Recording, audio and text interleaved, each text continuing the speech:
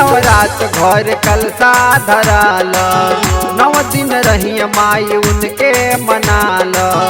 आइल नवरात घर कलसा धराल, 9 दिन रही माई उनके मनाल। लालसा पुरई है तोहर मनावा के, लालसा पुरई है तोहर मनावा के। कला कला भौज तू पूजनवा के, साथ ले ली है अपना सजनवा के, साथ ले ली है अपना सजनवा के।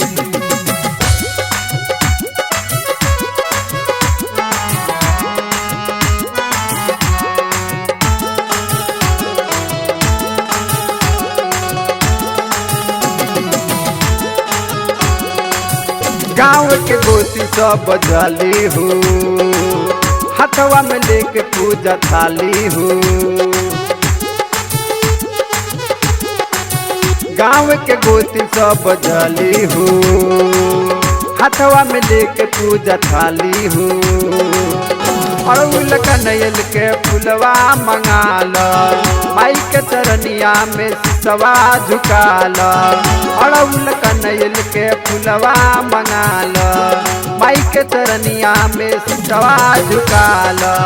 मन सपुरई है तोहरे मनावा के, मन सपुरई है तोहरे मनावा के। कला कला ननद तू पूजनवा के, साथ ले ली है अपना सजनवा के, साथ ले ली है अपना सजनवा के।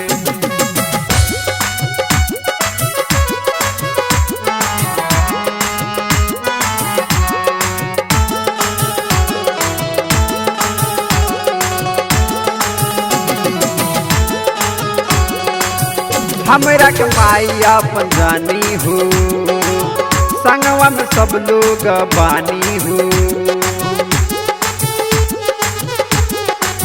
हमरा के माई अपन जानी हो, संगवा में सब लोग बानी हो। राकेश रंजन के संग ही बोलाल, साहेब देवरवा के साथे लगाल।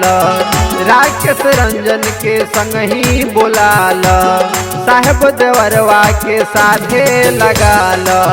मिलजुल गई है भजनवा के, मिलजुल गई है भजनवा के।